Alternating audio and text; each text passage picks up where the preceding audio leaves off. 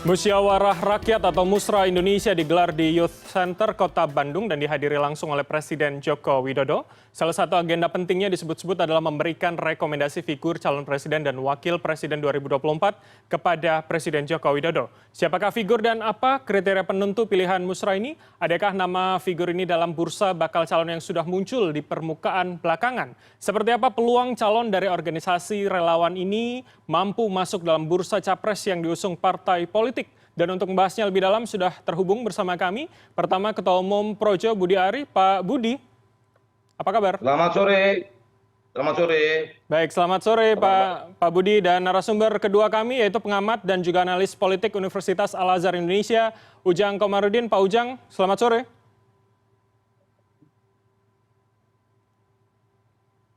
Pak Ujang, sudah terhubung bersama kami?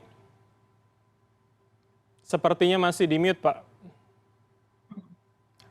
Baik, oke, saya akan ke Pak Budi terlebih dahulu. Pak Budi, sebelum saya tanya siapa nama yang sudah keluar, kandidat nama yang sudah keluar dalam Musra kali ini, jadi sebetulnya Musra ini akan hanya dari Bandung saja, atau kemudian akan ada beberapa daerah yang kemudian masing-masing nama dari masing-masing daerah ini akan dirembukan lagi secara nasional, Pak Budi, seperti apa?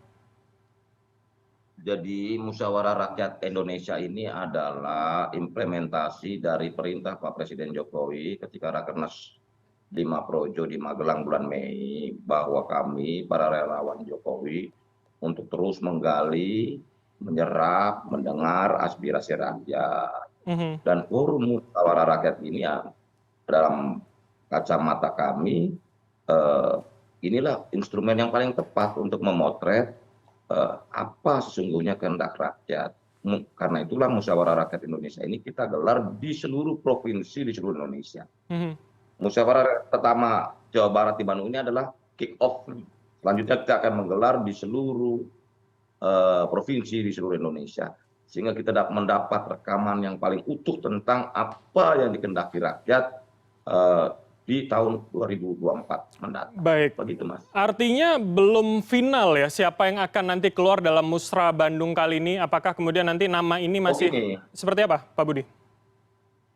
Musyawarah Rakyat Bandung ini, jadi gini loh, Musyawarah Rakyat Bandung yang pertama di Bandung ini kan kick off dari rangkaian 34 musyawarah rakyat yang akan diselenggarakan di 34 provinsi di seluruh Indonesia. Tentu saja di setiap wilayah, di setiap daerah akan ada isu-isu yang menonjol, terutama mengenai program-program prioritas harapan rakyat, di mana aspirasi setiap wilayah di Indonesia ini sesuai dengan apa yang menjadi harapan di masing-masing wilayah di Indonesia, yang tentu saja apa yang diinginkan di masyarakat Jawa Barat tentu berbeda dengan di Maluku, di Papua, Sulawesi dan sebagainya. Nah, mengenai program-program harapan rakyat itu memang mengarah kepada beberapa program prioritas tentang sembako dan kebutuhan pokok yang bisa dijangkau oleh rakyat, dan juga bagaimana pemerintahan yang bersih dan tata kelola yang bersih ini bisa diwujudkan dalam pemerintahan 2024 mendatang. Selanjutnya mengenai karakteristik pemimpin di 2024 ini ya mengarah kepada kriteria-kriteria bahwa pemimpin itu memiliki pengalaman, 2 jujur, dan yang ketiga merakyat. Jadi 3 kriteria itu menurut hemat kami sangat menonjol dan sangat diidam-idamkan oleh rakyat, terutama ini terekam dari hasil musyawarah rakyat pertama di Bandung ini. Gitu, Mas. Baik, Pak Budi, kalau Anda menyebutkan kemudian ada kriteria pengalaman, artinya ini pengalaman di tingkat nasionalkah, pemerintah nasionalkah, atau kemudian pemerintah kabupaten atau provinsi saja sudah cukup misalkan? Kan kemudian kalau kita tahu pengalaman ini kan pengalaman ini kan artinya memiliki rekam jejak, memiliki track record baik dalam berbagai lahan pengabdian gitu loh. Karena berpengalaman ini penting juga untuk menghadapi tantangan kita ke depan, khususnya di 2024. Kita tahu bahwa disrupsi ekonomi dan ketidakpastian global ini kan betul-betul menjadi tantangan tersendiri buat pengelolaan nasib perjalanan bangsa dan negara kita ke depan. Begitu, Baik. Mas. Baik, artinya tidak hanya kemudian kandidat-kandidat yang punya track record di tingkat nasional saja begitu ya, yang berpeluang untuk kemudian menjadi eh, andalan begitu rasanya dari Musra di Ya, akhir nanti. berpengalaman kan di semua lahan pengabdian, tadi saya sudah tegaskan Mhm, kan, mhm, namanya berpengalaman kan di semua lahan pengabdian, mhm. begitu loh.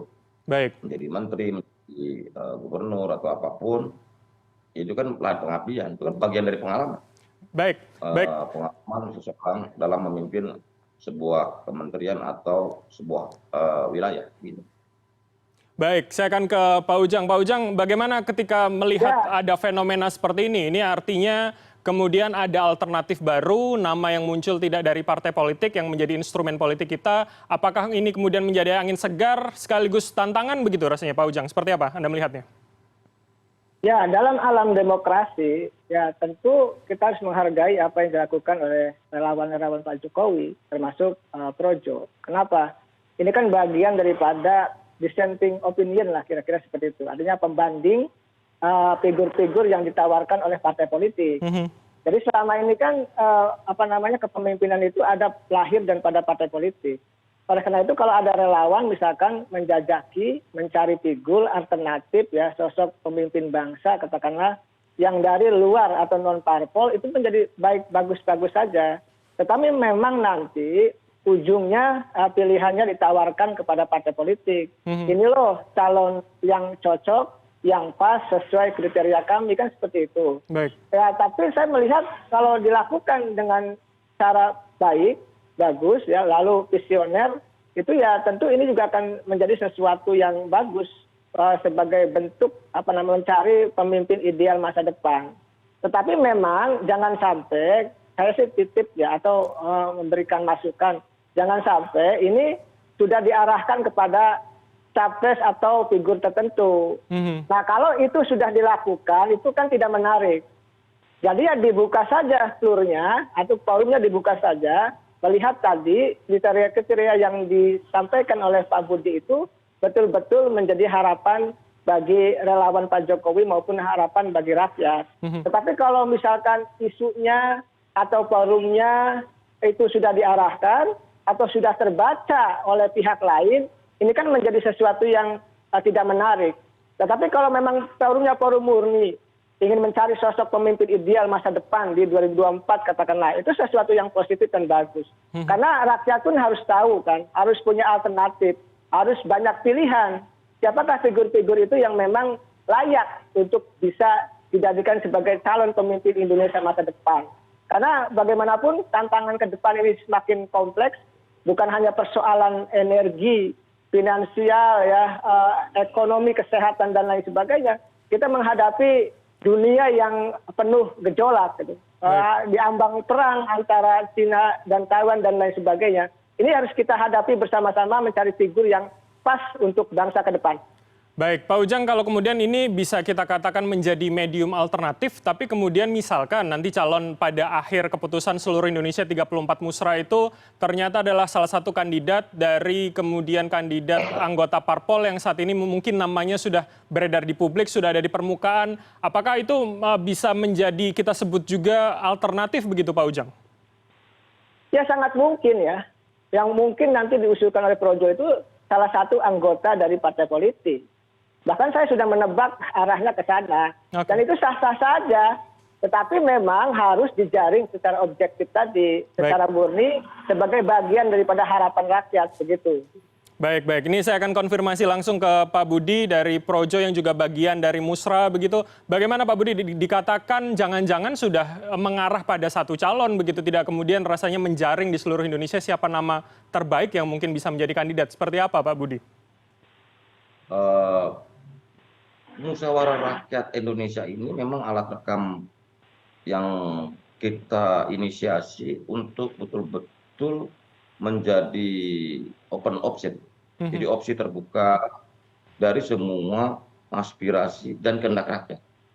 Jadi kalau dikatakan ini menggiring ke nama-nama calon tertentu, tidak. Karena musyawarah rakyat ini memang forumnya di mana rakyat memberikan suaranya, aspirasinya, termasuk figur-figur yang dikehendaki untuk menjadi calon pemimpin di 2024 ke depan. Jadi ini tidak mengerucut kepada satu nama, ini memang masih terus kita gali, kita dengar, kita rekam betul suara dari masyarakat di akar rumput Mhm. tentang nama-nama dan figur-figur yang akan diajukan di 2024.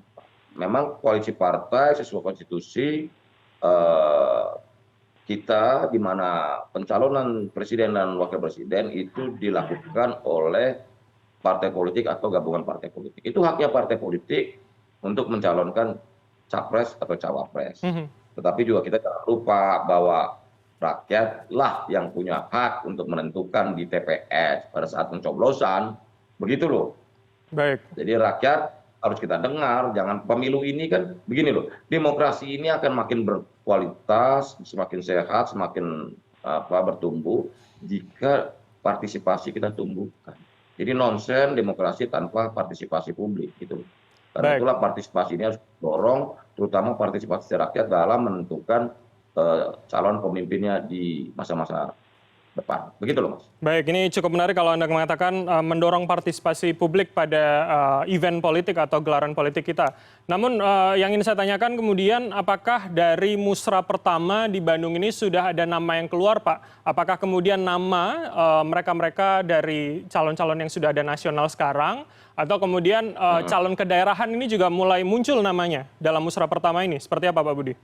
Ini nama-nama sudah kami eh, kami rekam dan tentu saja kami akan laporkan hasilnya ke Pak Presiden dulu sebelum kami mengumumkan ke publik.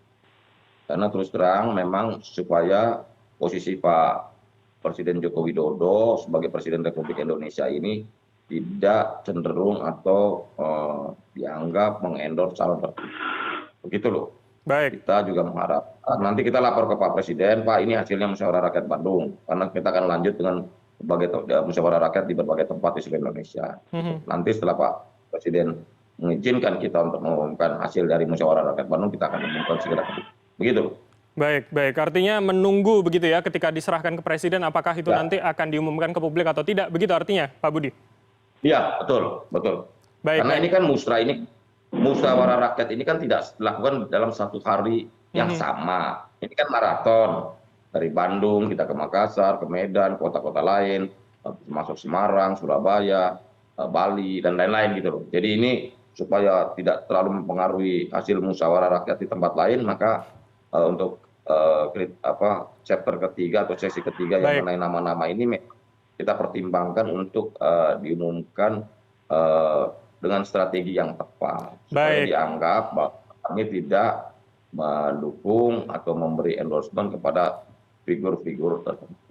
Begitu. Baik, saya akan minta tanggapan dari Pak Ujang, tapi tidak sekarang, tapi usai jeda karena kita akan jeda sejenak. Pemirsa tetaplah bersama kami di CNN Indonesia Newsroom.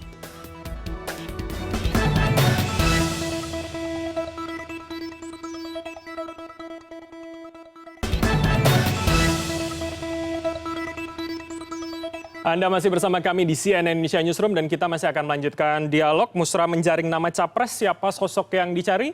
Kita masih bersama dengan Pak Budiari dan juga Pak Ujang Komarudin. Saya kembali ke Pak Ujang sebelum jeda tadi membahas nama rasanya terakhir nanti disampaikan supaya tidak ada bau-bau endorse begitu untuk mempengaruhi antar daerah. Anda melihatnya seperti apa? Apakah kemudian medium alternatif ini rasanya juga punya sistem yang hampir mirip dengan partai politik rasanya begitu, Pak Ujang? Ya ini kan ada kritikan, ada masukan dari masyarakat gitu kan, bahwa ya jangan-jangan atau jangan sampai gitu ya, apa yang dilakukan oleh lawan Jokowi itu mengarah kepada dukungan capres tertentu kan itu. Katakanlah sebut saja yang akan didukung adalah sebagai figur gubernur gitu kan. Ini yang membuat menurut saya marwah dari relawan ini akan tercederai. Tetapi selama dilakukan secara objektif, selama dilakukan sesuai dengan apa yang disampaikan oleh Bang Budi tadi, ya itu akan bagus-bagus saja, akan baik-baik saja. Dan soal mekanisme ya akan mirip-mirip dengan partai politik, saya rasa hal yang bagus saja. Karena tadi ya Bang Budi mengatakan ya nanti hasil dari musra ini akan disampaikan ke Pak Jokowi, tentu nanti Pak Jokowi akan menyampaikannya kepada partai politik. Baik. Ya bagaimana sebenarnya rekrutmen ini, musra ini adalah tadi bisa menghadirkan calon atau capres, calon pemimpin masa depan yang betul-betul dari arus bawah, aspirasi masyarakat kecil. Itu yang penting. Tetapi tadi anasir-anasir atau kritikan publik terhadap bahwa ini nanti sudah tertentu menuju kepada sosok tertentu, ini yang harus ditepis, harus dihindari oleh panitia musra termasuk para relawan Jokowi. Kalau itu terjadi, maka nanti tidak gerakannya atau ide visi misi dari musra ini ya akan tercederai begitu. Baik. Pak Ujang, kita melihat kemudian pertanyaan saya juga adalah bagaimana kemudian peluang dari calon alternatif ini kemudian untuk bisa nanti masuk dalam kontestasi dan juga menjadi calon tetap begitu, baik presiden maupun wakil presiden. Kita mengetahui bahwa instrumennya hanya melalui partai politik, sistem kita sekarang. Bagaimana kemudian potensinya, seberapa besar peluangnya kemudian calon alternatif ini, Pak Ujang? Ya kalau yang dihasilkan dari musra itu betul-betul tadi lahir dari keinginan rakyat, keinginan publik, lalu disampaikan kepada Pak Jokowi, saya punya keyakinan besar kemungkinan akan bisa menjadi capres. Karena Pak Jokowi ini kan, mohon maaf, bukan salah satu, memang ketua koalisi saat ini, dan sebagai presiden tentu banyak dekat dengan partai politik.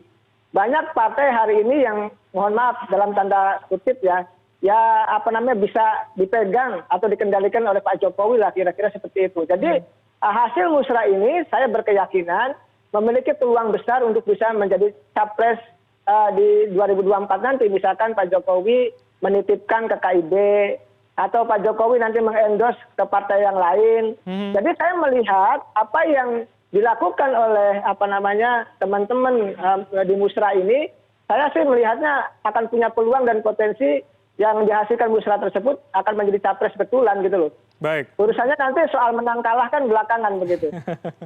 Baik, apalagi dengan posisi sebagai ketua koalisi seperti yang Anda katakan tadi ya dari posisi Pak Jokowi. Nah, seperti apa Pak Budi Anda melihatnya? Seberapa optimis kemudian calon yang akan direkomendasikan ke Pak Jokowi akan bisa dibawa Pak Jokowi ke rekan-rekan partai politik yang ada saat ini? Nama itu akan goal sebagai calon tetap gitu, Pak Budi? Ya begini, yang namanya pemilihan presiden ini kan serentak dengan pemilu legislatif di 2024. Sehingga saya yakin sekali bahwa partai politik juga tidak mau salah langkah, karena pencapresan ini pasti juga memiliki dampak bahwa dalam perolehan pileknya gitu loh. Jadi karena serentak, maka pilek dan pilpres ini harus jalan, harus sinergi, harus melengkapi begitu loh. Nah, musyawarah rakyat Indonesia yang digagas oleh para relawan Jokowi ini memang untuk menjadi komplementer dari sebuah proses politik demokratis untuk memunculkan nama-nama figur-figur yang layak menjadi pengganti Pak Jokowi di 2024. Baik, Pak Budi, artinya ketika Anda menyebutkan tidak mau salah langkah, bukankah ini kemudian akan menjadi instrumen yang juga mengganjal begitu? Rasanya mungkin calon di luar ajuan dari peserta pemilu atau partai politik rasanya mungkin akan dinomorsekiankan, bukankah begitu logikanya? Kita jangan mempertentangkan apa yang menjadi kewenangan partai politik dalam hal ini dilindungi oleh konstitusi sebagai kekuatan politik yang bisa mencalonkan capres dan cawapres. Bahwa kami sebagai relawan ini kan ingin menumbuhkan, mendorong partisipasi publik agar demokrasi ini lebih berwarna, lebih sehat, lebih kuat, lebih memiliki daya dorong atau partisipasi publik. Karena demokrasi ini harus melibatkan warga, melibatkan rakyat banyak, melibatkan partisipasi dari masyarakat untuk membuat demokrasi ini terus tumbuh, berkembang, dan jadi berkualitas. Begitu loh. Baik. Jadi kita akan menyuarakan dan melakukan musyawarah rakyat ini untuk menjadi komplementer, bukan substitusi, bukan menggantikan peran partai politik, tetapi menjadi komplementer dalam komplement lengkap untuk memberikan tawaran-tawaran apa yang kami rekam dan kami dengar dari seluruh rakyat Indonesia. Begitu, Baik, Mas. Pak Budi, ketika nanti sudah ada satu nama, begitu informasi yang kami dapatkan adalah minggu ketiga Maret 2023 di tahun depan. Apakah Ya. kemudian nama ini hanya kemudian disampaikan kepada Presiden dan Presiden akan mengenalkan kepada partai politik, atau kemudian panitia dari Musra ini juga akan mendorong begitu, mengenalkan, mendorong dan mendesak bahwa ini adalah calon yang ideal menurut Musra misalkan ke partai politik. Akan seperti apa nanti? Ya, yang pasti kami akan menyerahkan hasil-hasil musyawarah rakyat ini di seluruh provinsi di seluruh Indonesia kepada Pak Jokowi. Selanjutnya kita serahkan kepada Pak Jokowi untuk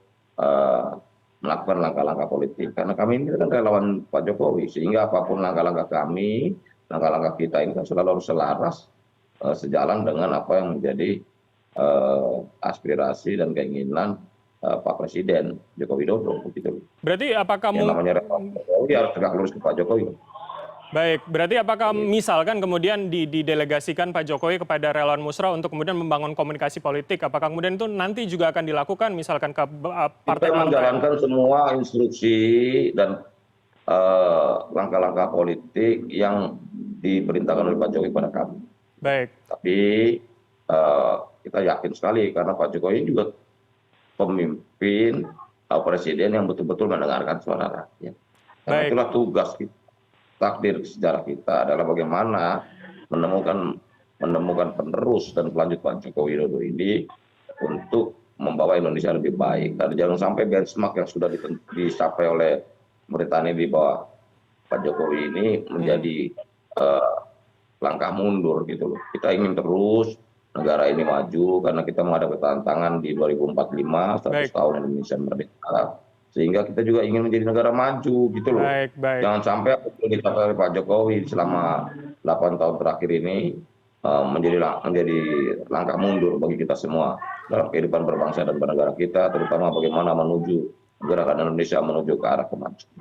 Gitu, Baik, Mas. highlightnya adalah partisipasi politik yang harapannya adalah meningkat begitu ya di pemilu mendatang. Saya akan tanya ke Pak Ini loh, Ujang. partisipasi politik itu. Baik, baik. Jadi partisipasi politik itu harus dibangun dengan kesadaran bahwa rakyat semakin cerdas sehingga rakyat bisa menentukan langkah-langkah yang terbaik buat nasib rakyat dan juga membawa jalan yang akan ditempuh negara ini menuju ke menjadi negara maju. Gitu, Mas. Baik, terakhir Pak Ujang, saya akan tanyakan Pak Ujang, artinya kemudian ini menjadi PR besar artinya bagi partai politik seharusnya menjadi saluran utama dan tugas utamanya adalah kaderisasi, kemudian rekrutmen politik yang rasanya mungkin sekarang tidak menjadikan medium dan saluran utama, apalagi kemudian presiden yang juga anggota kader partai politik juga kemudian rasanya menginstruksikan kepada relawan untuk melakukan rekrutmen di bidang yang lain. Pak Ujang, Anda melihatnya seperti apa? Terakhir singkat saja, Pak.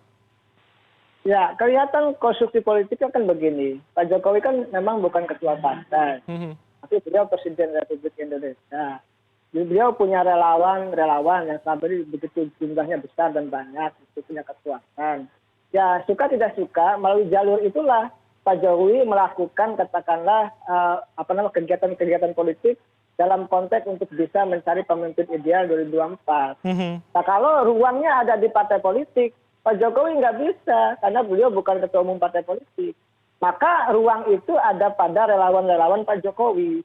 Nah, nanti kan Pak Jokowi mengusulkan itu kepada partai politik. Saya meyakini ya kalau ini bisa menjadi musyawarah rakyat Indonesia yang tadi ya, yang berintegritas, yang bisa dipercaya gitu ya, lalu menghasilkan partisipasi yang murni dari rakyat, tentu ini menjadi sebuah kekuatan.